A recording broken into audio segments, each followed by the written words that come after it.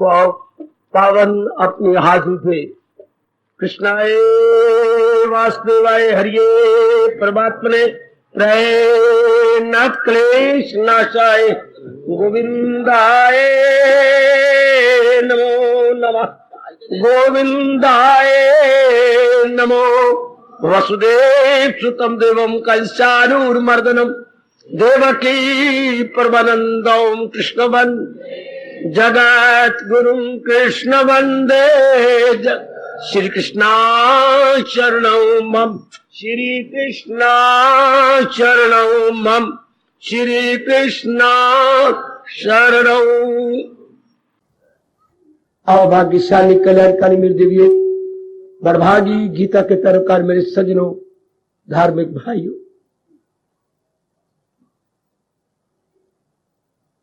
सत्संग भवन के चारों ओर सूचना पट का निरीक्षण तो आपने कर ही लिया होगा। एक बार फिर हमारे इस जीवन में पुण्य कमाने के लिए ये पावन मास, कार्तिक पावन मास आन पहुंचा। पक्का इरादा करो कि ये 31 दिन यहां या अपने घर में, अगर मन सुस्त ना हो जाए तो आप पुण्य कमाएंगे। शिविर स्नान, महाराज जी का ध्यान, 12वें अध्याय का पाठ और कम से कम आधा घंटा महामंत्र का जाप। घर कर सकते हो तो बहुत ही अच्छे, नहीं तो जरूर यहां आइए और यज्ञ में शामिल हो जाइए। ये कल पूर्णिमा है, पूर्णिमा से अगले महीने की 25 तारीख तक ये पूरा महीना कार्तिक पावन मास माना गया है। पूर्णिमा से पूर्णिमा 26 को शुरू हो रहा है कल, और अगले नवंबर की 25 तारीख तक ये 31 दिन बनते हैं, जिसको हम पावन कार्तिक मास कहकर पुण्य कमाते हैं, नाना प्रकार के पुण्य कर्म करते हैं, जो भगवान हमें प्रेरणा देगा, शक्ति देंगे और हमसे करवाते जाएंगे। हो सके तो लिखत जाप जरूर कीजिए इस महीने में। दूसरा, जरूर 2 बार गीता जी का पाठ कर लीजिएगा, 18 अध्याय तक 2 बार। इस तरह आप अपनी चाल बनाइए, स्वाध्याय कीजिए कि इन 31 दिनों में 2 बार हो जाए। वैसे 36 दिनों में पूरा होता है 1 अध्याय रोज, पर कभी कभी 2-2 अध्याय कर लीजिएगा। कई अध्याय बड़े छोटे हैं, आप 2 भी कर सकेंगे। इतना तो पक्का इरादा कीजिए। इस महीने जो जो मैं दान करवाऊं जरूर कीजिए, अधिकारियों के लिए, कोड़ियों के लिए, नेत्रहीनों के लिए। कई कुछ आपसे करवाता रहूंगा और आप पुण्य अपने अंतःकरण में रखते जाना। प्रभु आपको शक्ति दे, ये पावन कार्तिक मास आप संपूर्ण कर सके।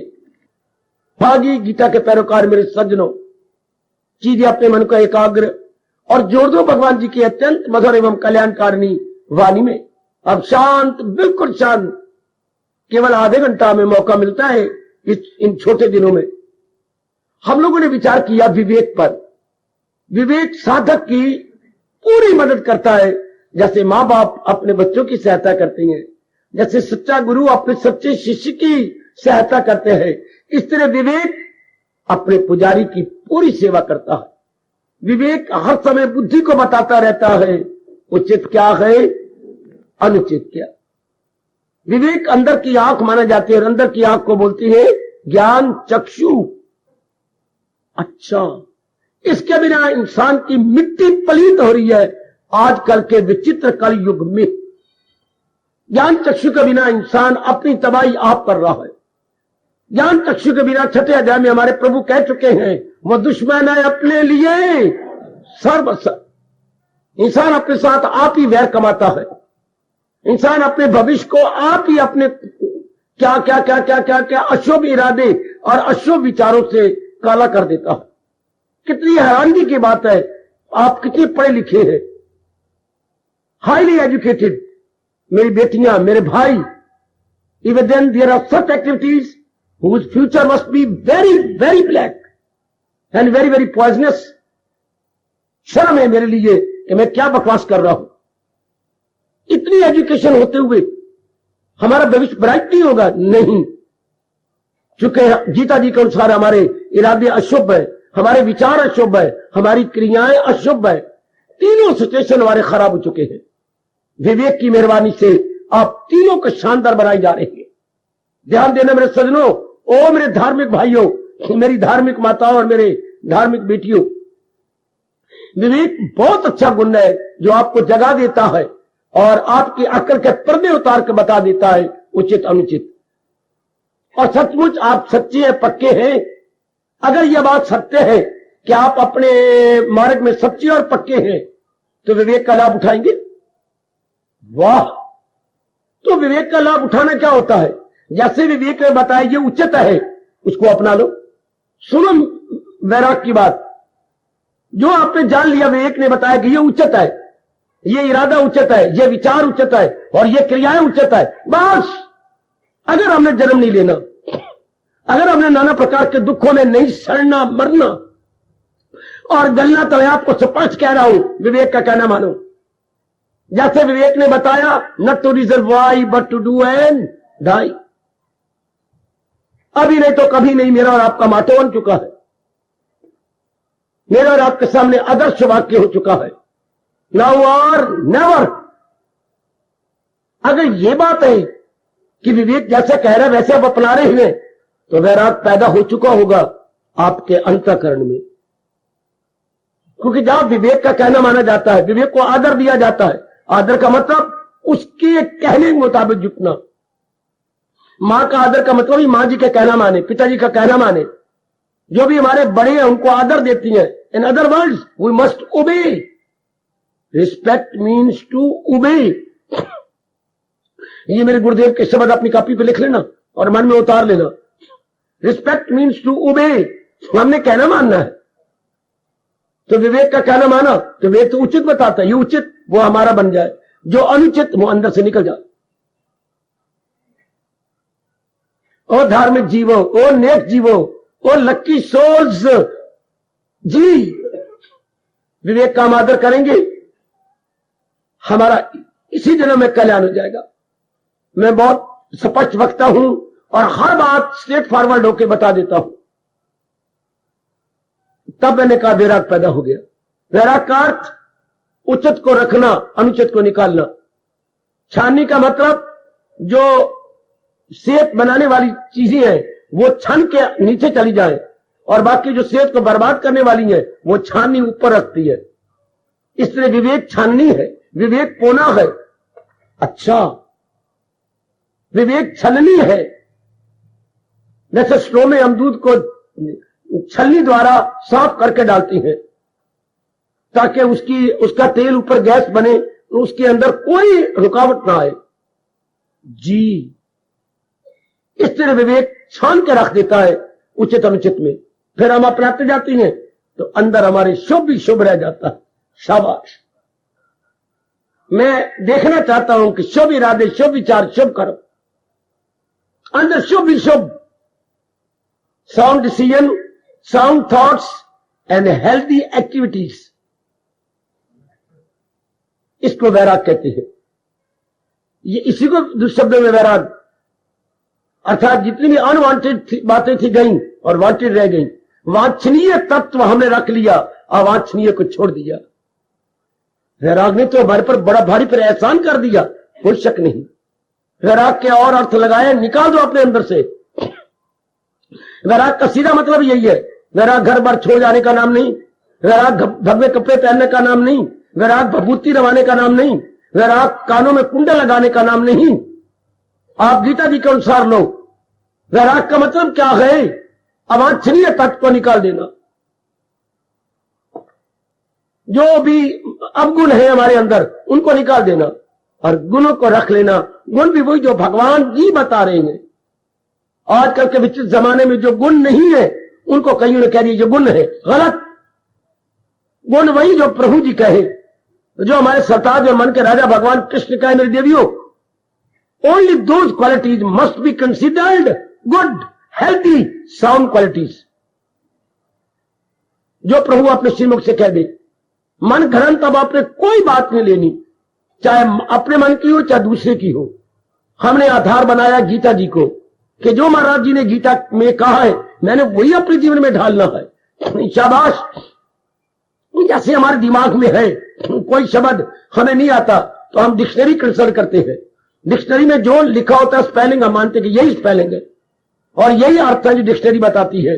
जैसे हम अपनी भाषा में कहेंगे शब्दकोश, शब्दकोश पर पूरे यकीन होता है। इस तरह हमारे महापुरुषों ने कहा, विशेषकर महात्मा गांधी ने, गीता क्या है? धर्म कोश। गीता धर्म कोश है। जो महाराज जी ने गीता में कहा है उसको मैं और आपने मान लेना। कितना प्यारा शब्द निकाला गांधी जी ने।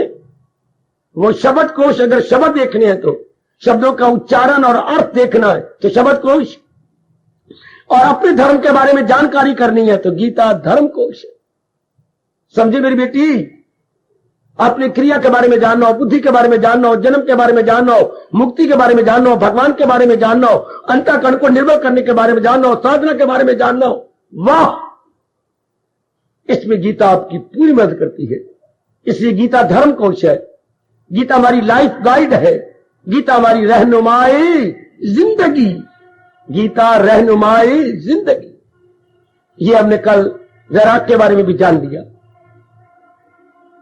अब चलो, जब विवेक वैराग दोनों की कदर की जाती, ध्यान देना, थोड़ी देर और एकाग्र रहिए बेटे। जब विवेक वैराग की पूरी कदर करेंगे तो वैराग अपने में, हर एक अपने में से उत्पन्न करता है कि ऐसे भगवान ने कर रखा है।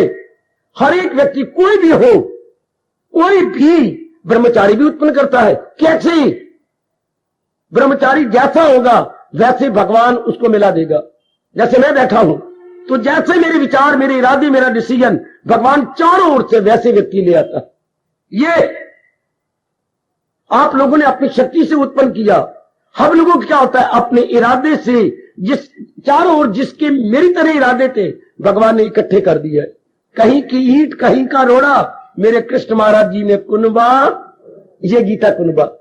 सिर्फ पैदा करना सिर्फ अपनी शक्ति से नहीं होता, अपनी बुद्धि से भी होता है, अपने इरादे से भी होता है। वो निखित है थर्ड क्लास, जो अपने वीर्य से उत्पन्न करना, दैट इज थर्ड क्लास उत्पत्ति, बर्थ, बेस्ट बर्थ है ये ज्ञान से उत्पन्न। ये आपस में करते हैं पुर नूर दिल मेरे जिक्र से शादो, this is the best association, this is the best meeting. इसलिए इसे बोलती हैं संत समागम। ये हमारे लिए बहुत अच्छा। तो प्रकृति में उत्पन्न हो रहा है, एक दूसरे को पैदा कर रही है। तो विवेक ने वैराग को पैदा किया, हाँ, और वैराग भक्ति को पैदा करता है। वाह, कैसे? जब हम उचित रख लेंगे, एकाग्र रहना मेरे देवियों, मेरे सज्जनों, सब एकाग्र रहना। जब हम उचित को अपने मन में रखेंगे, उचित को दूसरे शब्दों में शुभ इरादा होगा, शुभ विचार होंगे, शुभ कर्म होंगे, अशुभ निकलते जाएंगे। हाँ, तो जब शुभ बढ़ता जाएगा, शुभ बुद्धि में और बढ़ेगा, मन में शुभ विचार और बढ़ेंगे और कर्म शुभ और होंगे, बीच में भक्ति पैदा हो जाती है। भक्ति कहां से पैदा होती है? देखिए, इधर लिखी कॉपी में भक्ति इज इक्वल टू शुभ इरादा प्लस शुभ विचार प्लस शुभ कर्म इज इक्वल टू भक्ति। आहा हा हा हा, आहा हा हा हा। जब ये तीनों स्टेशन साउंड एंड हेल्दी हो जाती हैं, ओ धार्मिक भारत की जनता, ओ भारत की धार्मिक मेरी देवियों, क्लियर कर लो ये बात भगवान जी की। शुभ इरादे, शुभ विचार, शुभ कर्म जब ये अपना स्थान बुद्धि में, मन में, तन में ले लेते हैं, बीच में एक नौरानी ज्योतिर्मय प्रसन्न मुख भक्ति उत्पन्न हो जाती है। प्रसन्न बदन भक्ति, भक्ति मांगे नहीं मिलती, भक्ति कोई दे भी नहीं सकता। ये लगाए ना लगे और बुझाए ना बुझे। जब इंसान तीनों को शुभ कर लेता है, तो तीनों कब शुभ करता है? हाय मैं छाती पे हाथ धरूं, हाय मैं क्या कहने जा रहा हूं।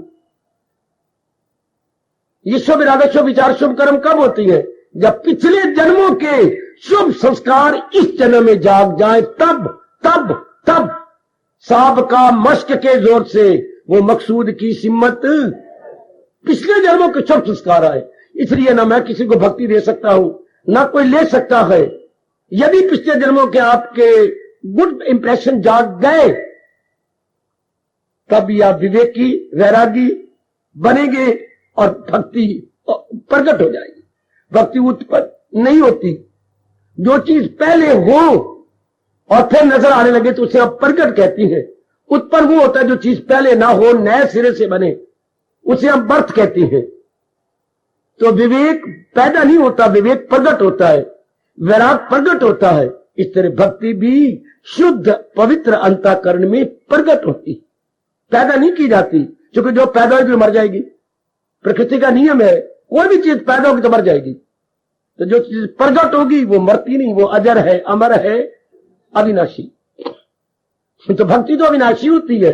वो मेरे बुजुर्गों, मेरे भाइयों, मेरी माताओं और मेरी कल्याणकामी धार्मिक बेटियों, तो अगर तीनों स्टेशन आपके शुभ है, अवश्य में भक्ति आपके अंदर प्रकट हो जाती है। यह अब आपने देखना है।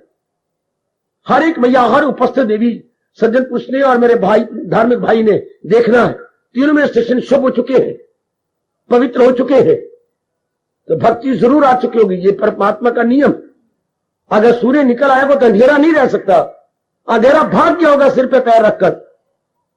अगर तीनों स्टेशन आपके बुद्धि, मन और तन शुभ है तो भक्ति प्रकट हो जाती है। वाह! और इसी भक्ति द्वारा आप सब इस मार्ग में आगे आगे बढ़ते जा रहे हैं। भक्ति ही आपको अग्रसर करती जा रही है। अग्रसर, अग्र मैंने आगे, सर मैंने सरकना, आगे आगे जाना, फॉरवर्ड। इस धार्मिक मार्ग में अगर फॉरवर्ड है तो ड्यू टू डिवाइन डिवोशन। वाह! जो कि इस तरह उत्पन्न होती है, क्षमा, प्रकट होती है। भक्ति का अवतार होता है, विवेक का भी अवतार, वैराग का अवतार और भक्ति का अवतार।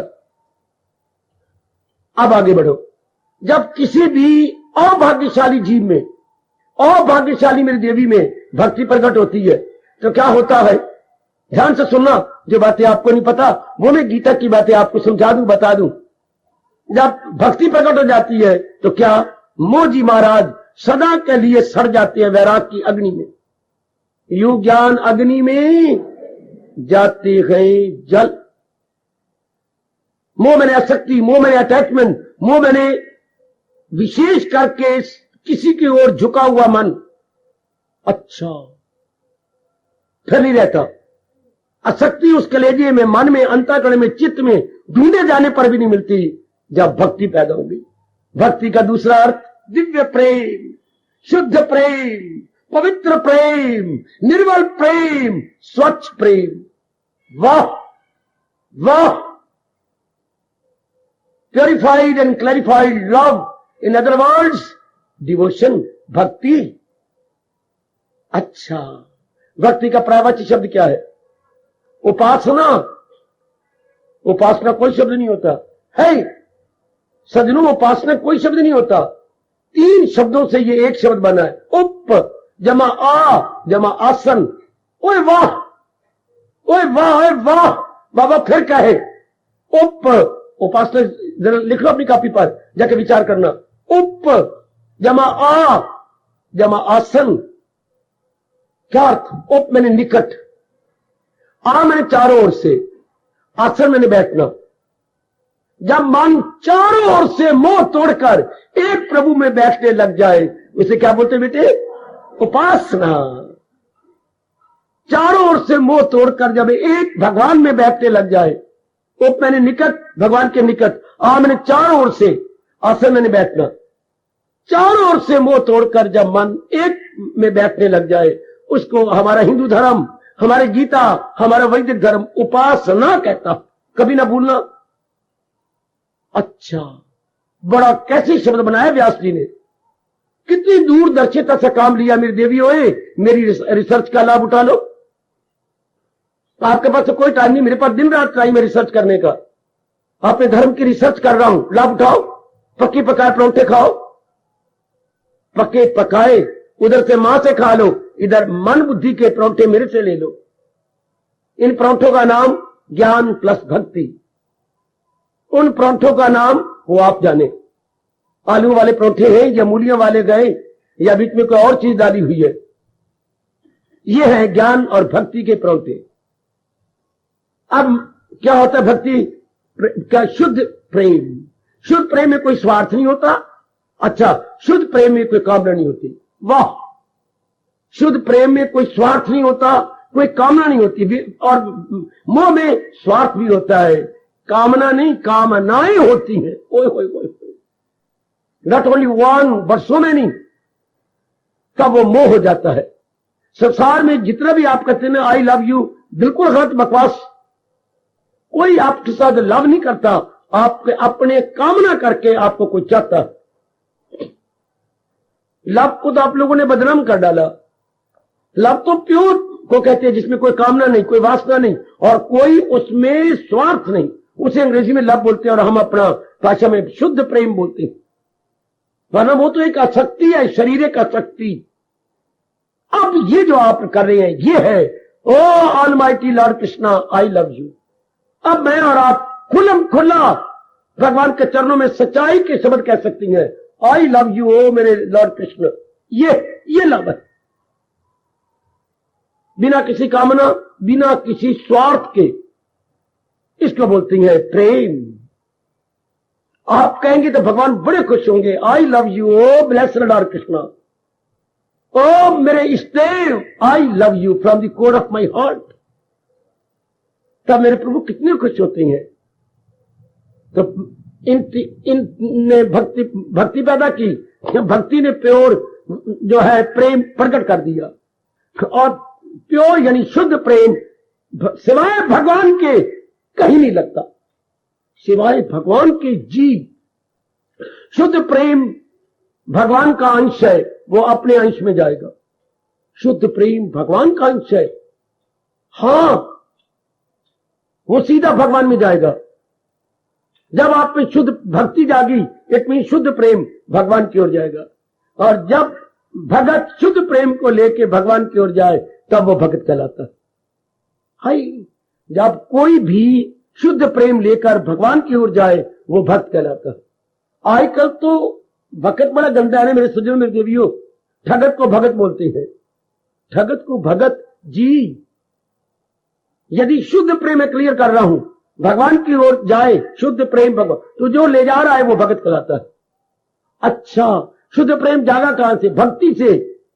जा कहां रहा गए, ले जा कौन रहा है? भगत किसकी ओर? भगवंत की ओर। आय हाय आय हाय आय हाय। शुद्ध प्रेम जिसमें जागा वो भगत कहलाया। और शुद्ध प्रेम जागा किसमें? भक्ति में। भक्ति ने शुद्ध प्रेम भगत को दिया और वो प्रेम कहां ले जा रहा है? भगवंत की ओर। तो सीधा हो गया भक्त, भक्ति, भगवंत। भक्त फिर क्या बना? भक्ति। ये दोनों कहां जा रही हैं? भगवंत की। तो जब हम सही रूप में भक्ति कमाते जाएंगे, हाँ, तो न रहेगी भक्ति, न रहेगा भक्त, बल्कि भगवंत में दोनों समा जाएंगे, दोनों के दोनों ही। तब जन्म सफल हो जाता। तब मेरे सज्जनों, मेरा और आपका यह आना सफल, भगवान की भक्ति करना सफल, श्री गीता जी का पाठ करना सफल, उसके अनुसार अपने जीवन को एक नया मोड़ देना सफल। शाबाश। जबकि भक्त और भक्ति दोनों भगवंत में समा जाए, भगवंत में एक में हो जाए। ये ऐसे ही पुरुषार्थ कर रहा हूं, मैं लगा हुआ हूं आपको महाराज जी तक जोड़ने के लिए। और शक्ति दे रही है हमें भगवान जी हमें अपना ज्ञान दे रही है और उसको लेकर के हम आगे बढ़ते चले जा रहे हैं। देखिए, मैंने बड़ी क्लियर करने की कोशिश की है, यही गीता जी समझा रही है आपको। अगर इस बात को विस्तार पूर्वक बार बार समझना हो तो 12वां और 15वां अध्याय, दोनों ही अध्याय भक्ति से भरपूर है, दोनों ही भक्ति से भरपूर। क्योंकि अर्जुन ने प्रश्न किया हुआ है, भगवान आपने दोनों मार्ग मुझे बताए हैं, क्या साकार का निराकार का, अर्थात भक्ति का और ज्ञान का, इन दोनों में आसान क्या है? 12वें अध्याय की शुरुआत यहीं से होती है। तो भगवान का निस्संदेह अर्जुन, मैंने दोनों ही मार्ग विस्तार पूर्वक बताए हैं। आसान मार्ग भक्ति का है, बिल्कुल आसान मार्ग भक्ति, क्योंकि निराकार का मार्ग खफी को न समझेंगे। जो मेरी और आपके तरह शरीर में है वो निराकार को समझने में बड़ी कठिनाई का अनुभव करेंगे। उनके लिए बड़ा दुष्कर है कि निराकार को समझना और उसकी भक्ति कमाना।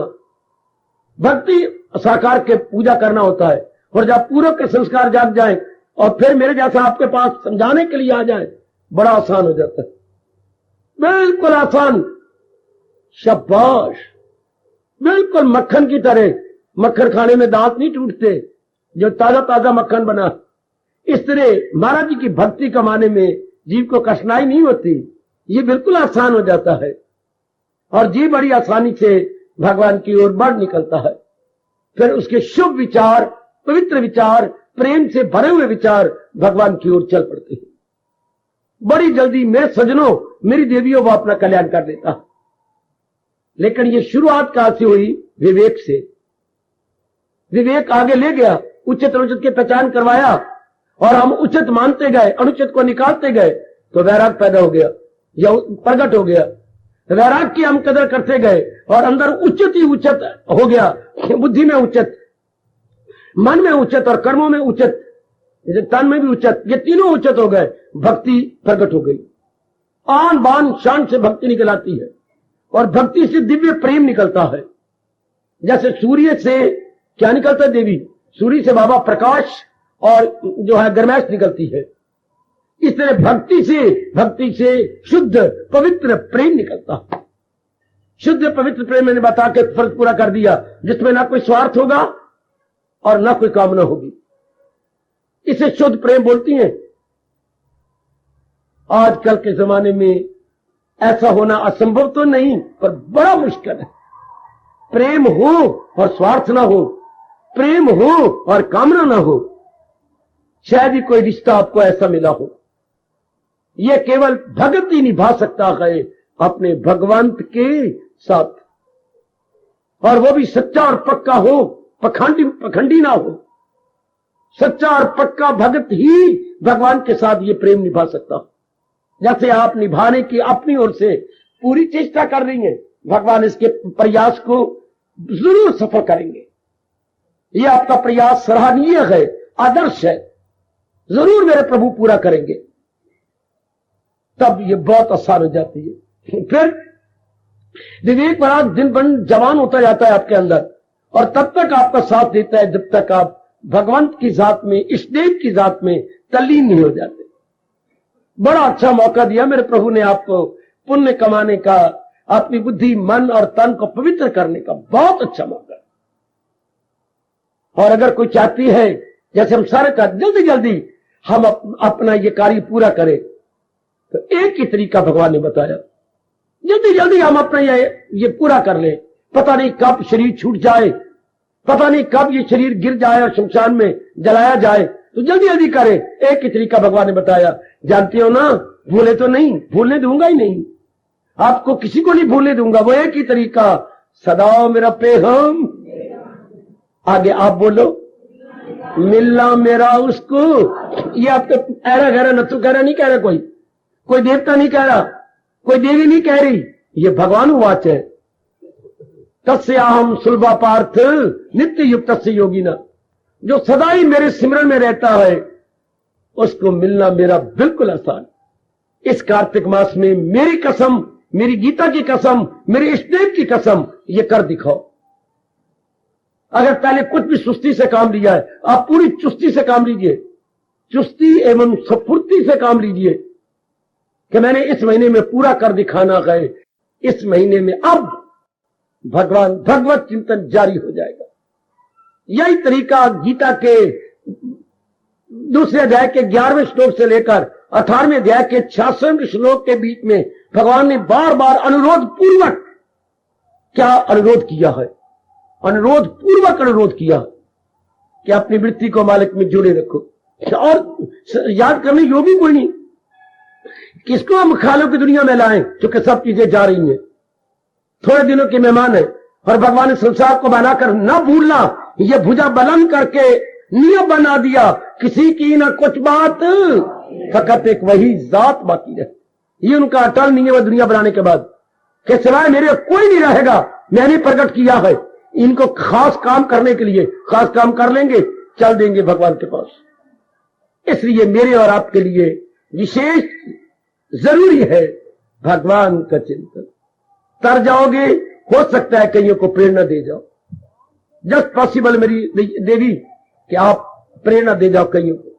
हर समय प्रभु का चिंतन, यही मेरे मालिक ने कहा है कि उसके लिए मैं बिल्कुल आसान हूं, जो हर समय प्रभु के चिंतन में लगा रहे। और चिंतन करने योग्य राह ही कोई नहीं, किसका चिंतन करे? कोई हमारा साथ नहीं निभा सकता, क्योंकि हर एक के आयु लेके आया है, समय लेके आया है, पीरियड लेके आया है। केवल भगवान का चिंतन।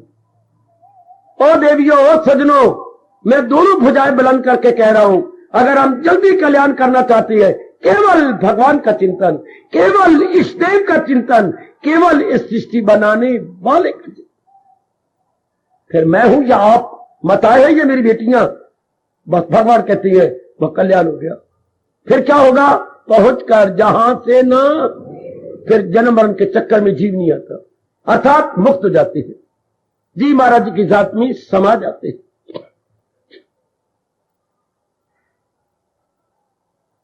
परमात्मा करे ये जो कल सवेरे से पावन मास शुरू हो रहा है कार्तिक का, हम साबित कर दिखाएं, ये जरूर साबित कर दिखाएं।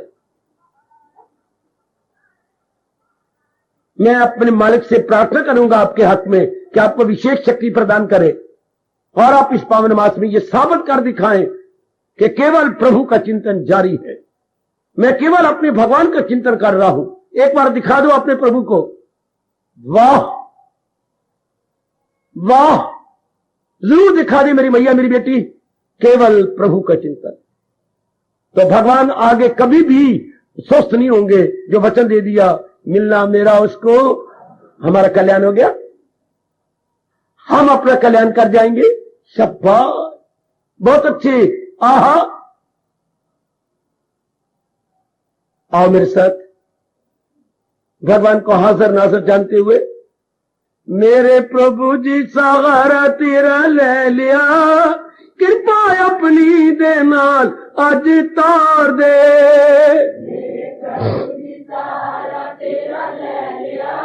बहुत अच्छे, बड़े प्रेम से, कृपा अपनी दे नाल अज तार दे, इष्ट देवा में दीदार दे।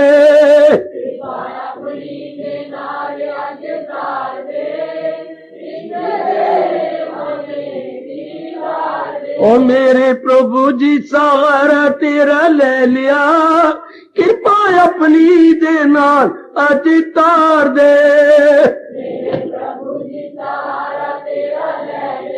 बहुत अच्छे, कृपा अपनी दे नाल अज तार दे, इष्ट देवा में दीदार दे।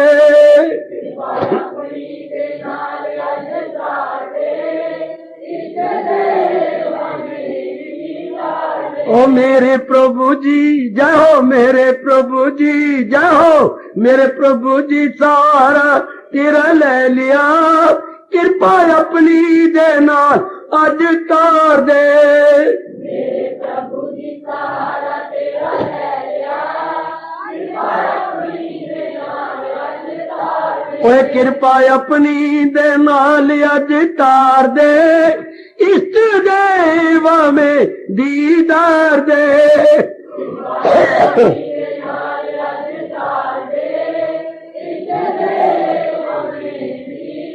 ओ मेरे प्रभु जी सहारा तेरा ले लिया, कृपा अपनी दे नाल अज तार दे। मेरे प्रभु जी सहारा तेरा ले लिया, कृपा अपनी दे नाल। जी मोहारनी,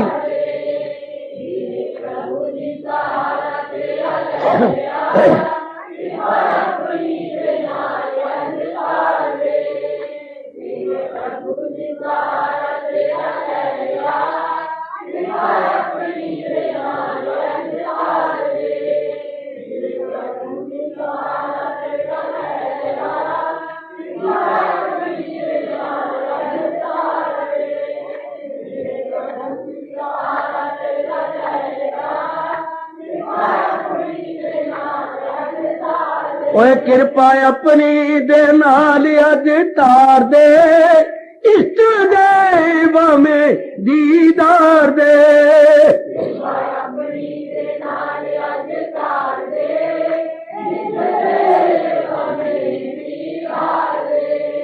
हार्दिक धन्यवाद, हार्दिक आशीर्वाद। अब अपनी शहंशाह की आज आरती बड़े प्रेम और श्रद्धा से उतारे।